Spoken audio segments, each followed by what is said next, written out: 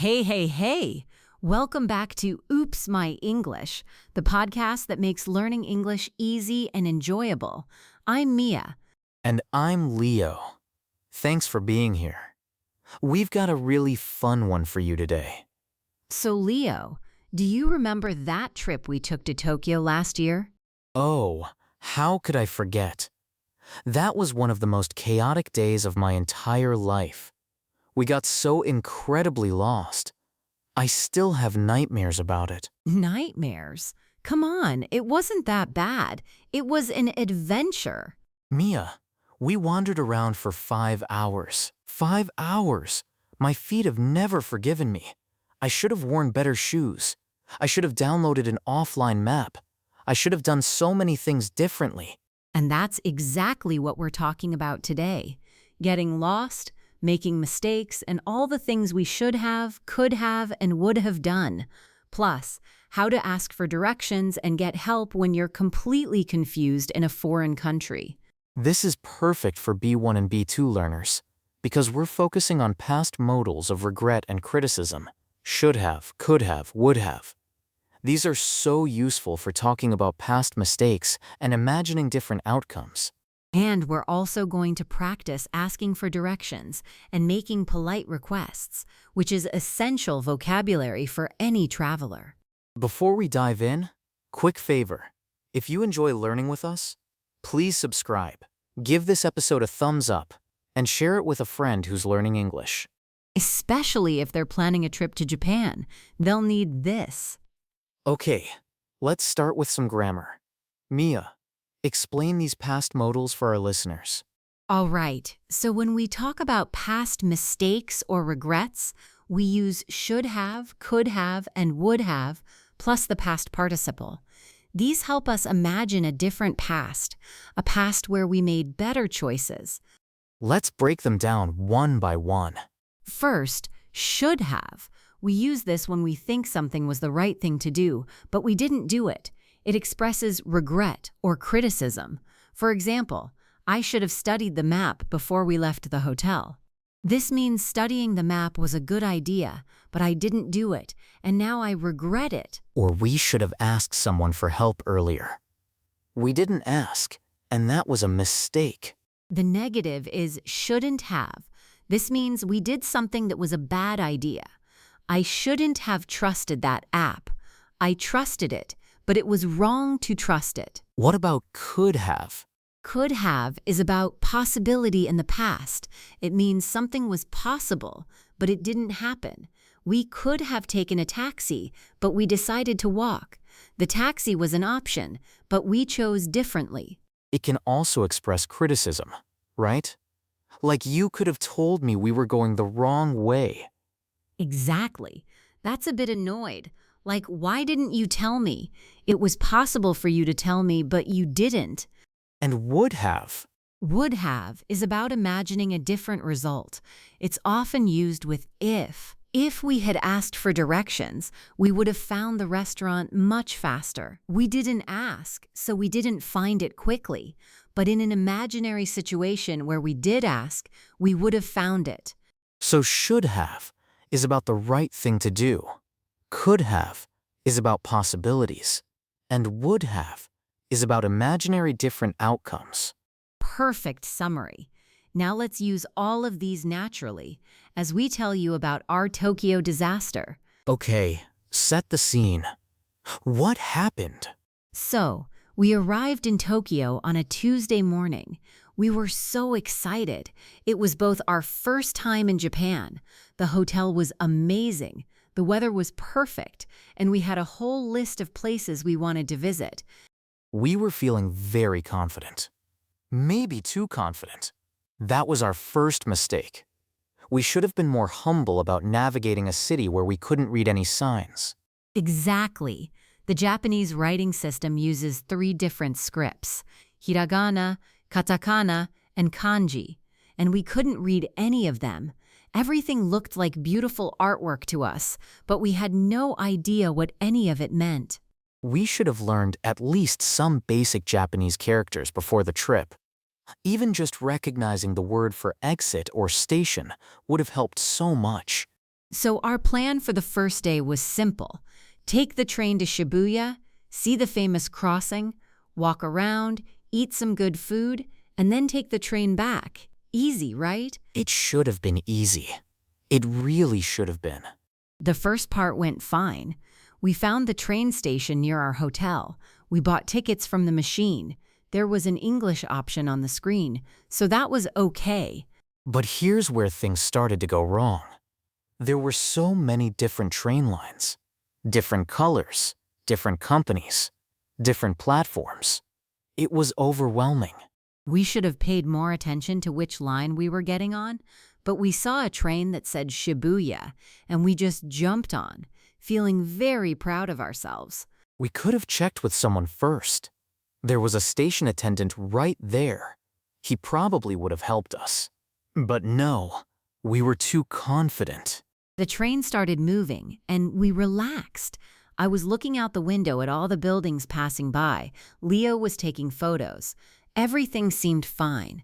Until about 20 minutes later, when I noticed the train was getting very empty, and the announcements were all in Japanese, so I had no idea what was happening. I looked at the map on the wall and tried to find Shibuya, and that's when my stomach dropped. The station names on the map didn't match where we were going.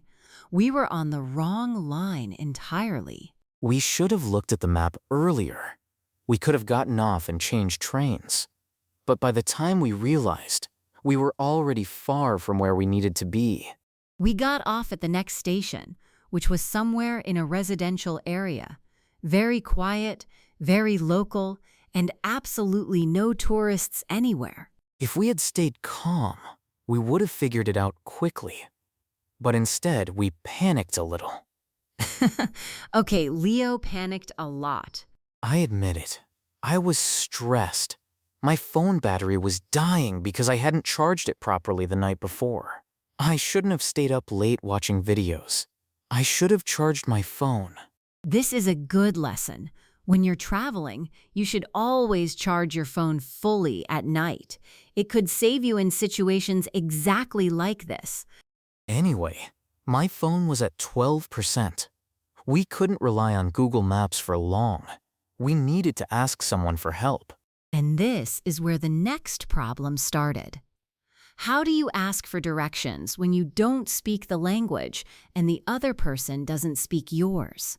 We should have learned some basic Japanese phrases before the trip. Even simple things like "excuse me" or "where is the station" would have been incredibly helpful. Let's share some useful phrases for asking directions actually. These work in English and are essential for any traveler. Good idea. So, the most basic one is "excuse me, could you help me?" This is polite and gets someone's attention. Could you is softer and more polite than can you. When you're asking a stranger for help, always use could to sound more respectful. Then you can say "I'm looking for," followed by the place. I'm looking for the train station. I'm looking for Shibuya. I'm looking for pharmacy. Or you can ask, how do I get to? How do I get to the nearest station? How do I get to this address? You can show someone your phone or a piece of paper with the address written down. Another useful one is it far from here? This helps you understand if you can walk or if you need transport. And which way is? Which way is north? Which way is the exit? Simple but useful.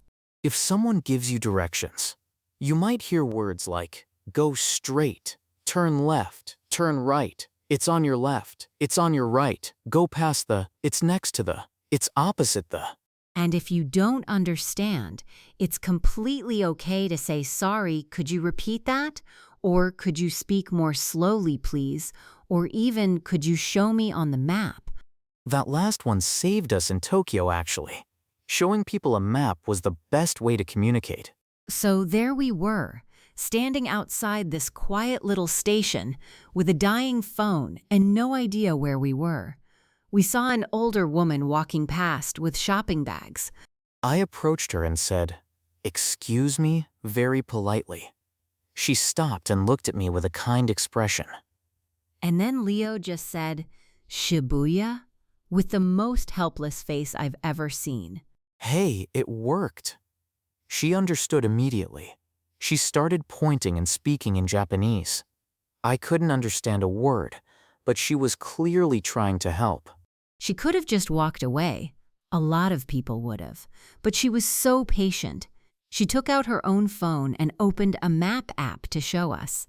She pointed to where we were, then pointed to Shibuya, then made walking gestures and train gestures. Without sharing a language, she communicated everything we needed to know. We should have thanked her more. We said thank you many times, but I wish we had known how to say it in Japanese. Arigato gozaimasu is the polite way to say thank you in Japanese, by the way. We learned it after that day. If we had known that phrase beforehand, we would have been able to show more respect and gratitude. Lesson learned. So, following her directions, we walked back to the station and found the right platform this time. We triple-checked the map before getting on any train. We should have done that from the beginning. We could have avoided that whole detour. But honestly, would we have met that kind woman if we hadn't gotten lost? Probably not. That's a nice way to think about it. Sometimes getting lost leads you to unexpected experiences. Eventually, about 2 hours later than planned, we arrived at Shibuya. And it was absolutely worth it. The famous Shibuya crossing was incredible. Thousands of people crossing from all directions at once. It looked like organized chaos. We stood on the bridge above and watched for ages. I was taking videos, trying to capture how amazing it looked. People were flowing like rivers from every direction. We should have gone there during the evening when it's even more impressive with all the lights. But we'd already lost so much time that we decided to explore during the day. After the crossing, we wandered around looking for food. And guess what? We got lost again. This time it was my fault. I saw a little side street that looked interesting and I said, let's go this way. I should have questioned it, but the street did look cool, so I followed. One street led to another, then another, and soon we had no idea where the main road was. The streets in Tokyo aren't in a grid pattern like some cities. They wind and curve in all directions. But you know what? This time getting lost was actually wonderful. We found a tiny ramen shop down an alley that wasn't in any guidebook. There was no English menu, just pictures on the wall. We pointed at the pictures, and the chef nodded. 10 minutes later, we had the best ramen of our lives. Rich, flavorful broth, perfect noodles, and the most delicious pork I've ever tasted. If we had stayed on the main tourist streets, we never would have found that place. Sometimes the best experiences come from mistakes. We should have taken a photo of the shop so we could find it again someday, but we were so focused on eating that we forgot. I still regret that. We could have asked for the address. We should have saved the location on Google Maps. But we didn't, and now it's just a beautiful memory we can never recreate. After lunch, we tried to find our way back to the station. And this time, we asked for help immediately instead of wandering around hoping for the best. We found a convenience store and went inside. The staff at Japanese convenience stores are incredibly helpful. I showed the worker my phone with a map of Shibuya Station and said, "How do I get here?" He didn't speak much English, but he understood perfectly. He came outside with us and physically pointed in the direction we needed to go. Then he held up 5 fingers to show it was about 5 minutes away. Such a simple interaction, but so helpful. We thanked him many times and bowed slightly because we'd seen other people do that as a sign of respect. We probably looked very clumsy trying to bow, but the effort matters. When you're in another country trying to follow local customs, shows respect, even if you don't do it perfectly. Okay, let's talk about lessons learned. What should we have done differently? Well, first, we should have prepared more before the trip. Learning a few basic phrases in Japanese would have made everything easier. We should have downloaded offline maps. When my phone was dying, we had no backup. Offline maps don't need internet or much battery. We could have bought a portable charger. They sell them everywhere in Tokyo, but it would have been smarter to bring one from home. We should have written down important addresses in Japanese, not just English. Showing someone an address in their own language makes communication much easier. And we shouldn't have been too proud to ask for help immediately. We wasted a lot of time wandering when we could have just asked someone from the start. On the positive side, we wouldn't have had such an adventure if everything had gone smoothly. The mistakes became the story. That's true. If we hadn't gotten lost, we never would have met that kind woman, found that hidden ramen shop, or learned so much about navigating without relying on technology. Getting lost taught us to be more resourceful, more patient, and more open to unexpected experiences. All right, let's do a grammar recap before vocabulary. So, for talking about past regrets and imagining different outcomes, we use these past modals. Should have plus past participle for things that were the right idea but we didn't do. I should have charged my phone. We should have asked for directions. Shouldn't have for things we did that were wrong. I shouldn't have stayed up late. We shouldn't have been so confident. Could have for past possibilities that didn't happen. We could have taken a taxi. She could have ignored us, but she helped. Would have with if for imagining different results.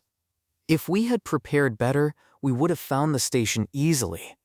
If I had charged my phone, I wouldn't have panicked. Remember the structure. Subject plus would, could, should plus have plus past participle. I should have studied. They could have helped. We would have arrived earlier. And for asking directions, use polite language. Could you help me? How do I get to? Is it far from here? Could you show me on the map? Perfect. Now let's go through our vocabulary. Let's do it. First, to get lost. This means to not know where you are or how to get to your destination. We got lost in the back streets of Tokyo. It's easy to get lost in big cities. To wander. This means to walk around without a clear direction or purpose. We wandered around for hours looking for the station. I love wandering through new neighborhoods. A detour. This is a longer or different route than planned, usually because of a mistake or obstacle. Our wrong train became a 2-hour detour. Road construction forced us to take a detour. To navigate.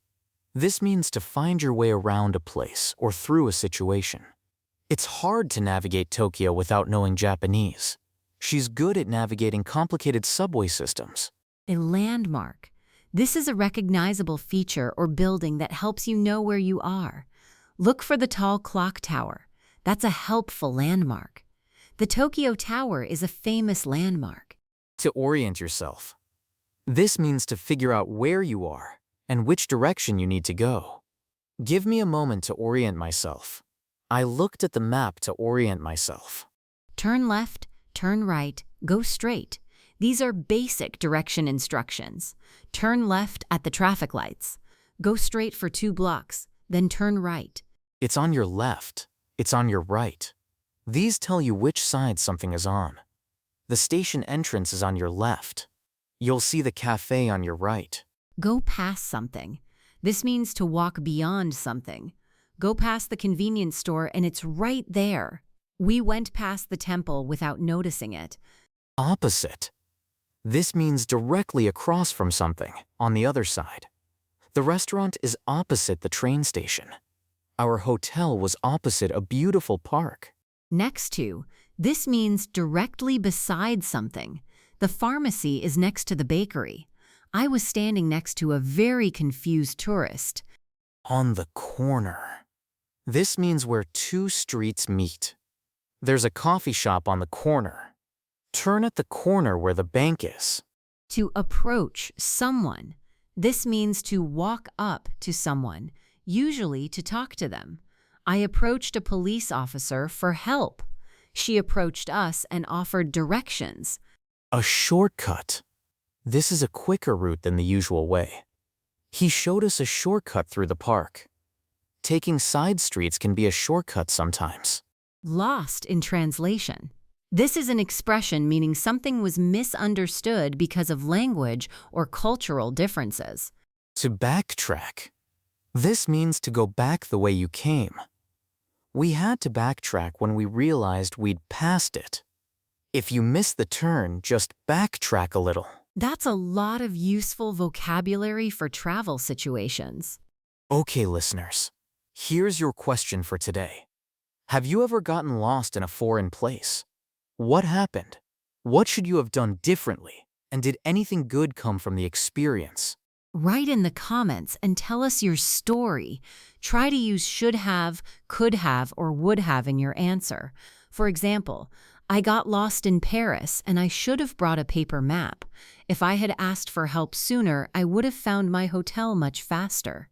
We love reading your stories, and your experience might help another traveler avoid the same mistakes. If this episode helped you, please like, subscribe, and share it with someone who loves travel stories or who's learning English. Thank you so much for spending this time with us.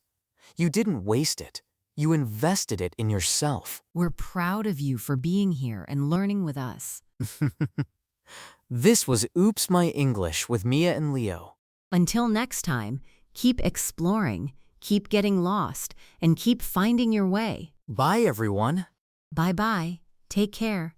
See you in the next episode.